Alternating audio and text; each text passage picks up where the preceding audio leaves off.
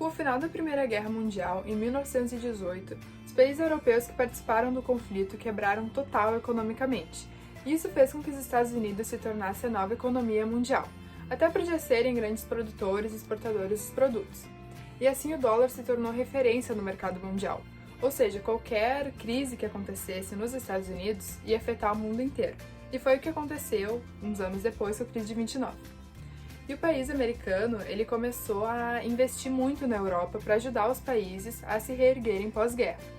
E aos poucos os europeus foram precisando cada vez menos da ajuda dos Estados Unidos, ou seja, diminuiu muito a demanda pelos produtos.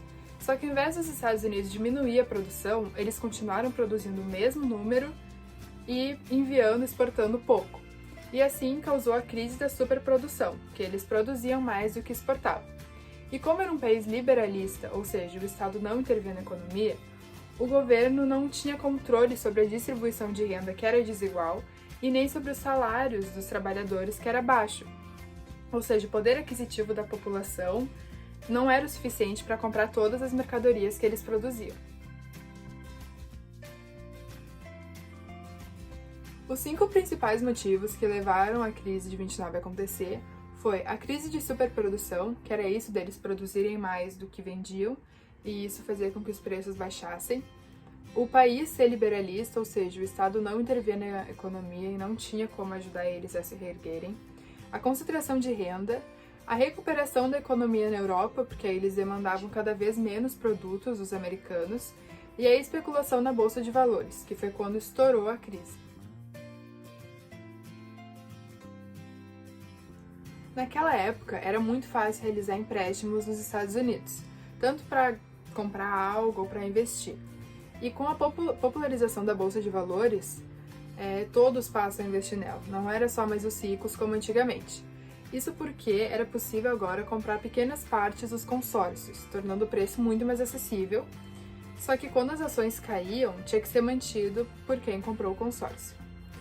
Essa bolsa é a que mais movimentava capitais e a principal era em Nova York. E eles basicamente usavam esse método para ganhar mais dinheiro, porque eles investiam em alguma ação, esperavam ela valorizar e ganhavam muito mais.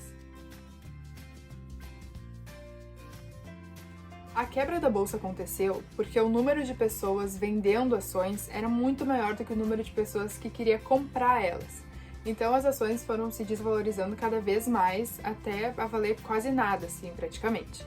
E como não era só mais os ricos que investiam, isso afetou toda a população, foi um dano muito maior. E a princípio acreditava-se no reerguimento da economia, como sempre acontecia, por ser um país liberalista, que o Estado não intervia e tudo mais. Só que isso não aconteceu e as ações foram se desvalorizando cada vez mais, e as pessoas queriam seu dinheiro de volta. Então elas foram no banco pegar o dinheiro de volta. O problema disso é que o banco também investia na bolsa de valores com o dinheiro que recebia da população. Então quando eles foram lá pegar o dinheiro, não tinha mais. E além disso, muitos bancos faliram por conta da quebra da bolsa de valores.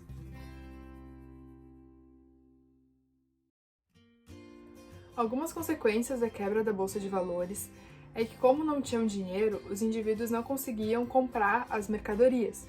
E isso levou muitas empresas à falência e tiveram que demitir muitas pessoas ou até mesmo fechar a empresa. E esse acontecimento deu início a um desemprego enorme nos Estados Unidos, que resultou em 1/4 da população desempregado, mais ou menos.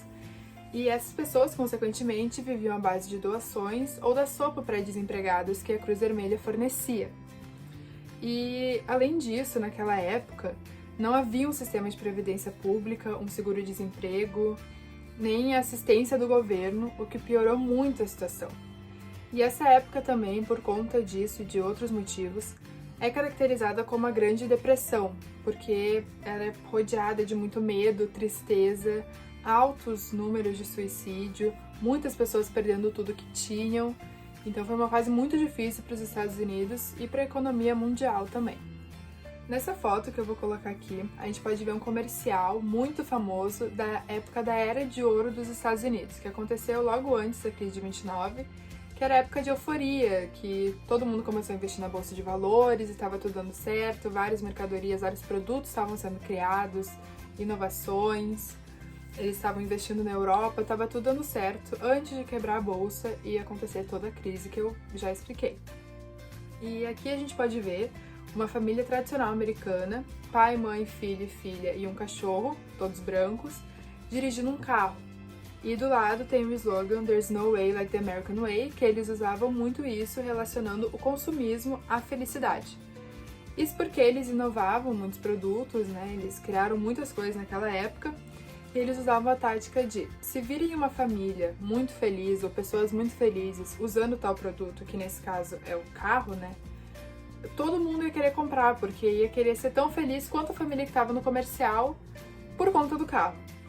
Só que aí nessa próxima foto agora, tirada em 1937, então ali na época da crise, e a gente consegue ver uma fila de desempregados bem na frente do outdoor, esperando as doações da Cruz Vermelha. E isso contradiz muito a mensagem do cartaz e destaca essa diferença enorme que foi para Era de Ouro, que um pouquinho antes da crise, todo mundo eufórico, tudo dando certo, ao que aconteceu depois da quebra da bolsa e depois da crise, que eram pessoas desempregadas, muitas pessoas, milhões de pessoas, precisando de doações e ajuda, e a gente consegue ver essa contradição nessa foto, que é muito importante.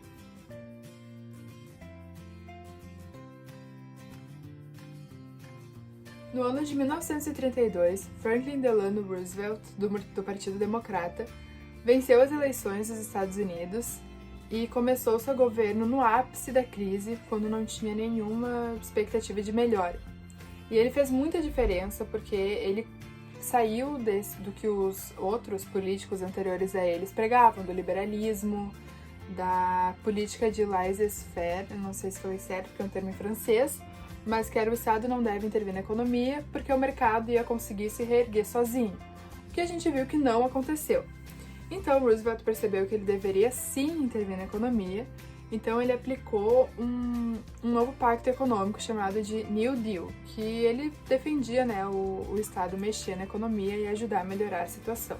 Ele começou então a controlar as instituições financeiras, prevenindo o surgimento de especulações ou de pessoas pegando e tirando grande quantia de dinheiro.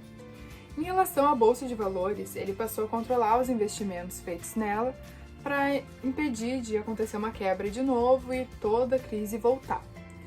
Ele também deu muito suporte aos agricultores, porque aí não ia acontecer mais a crise de superprodução novamente. E mesmo com toda a ajuda e todas as mudanças do Franklin Roosevelt, os Estados Unidos só se reergueu totalmente da crise depois da Segunda Guerra Mundial, porque eles ganhavam muito dinheiro com a produção bélica e com as indústrias que eles tinham, e eles conseguiram recuperar tudo, assim, dessa crise. Eles tinham melhorado muito, mas o ponto final, assim, acabou a crise, foi na Segunda Guerra Mundial, principalmente no ano de 1941-42, que os Estados Unidos entrou na guerra. E assim, conseguiu sair totalmente da crise e recuperou a economia, e aos poucos a economia do mundo também, que afetou com a crise.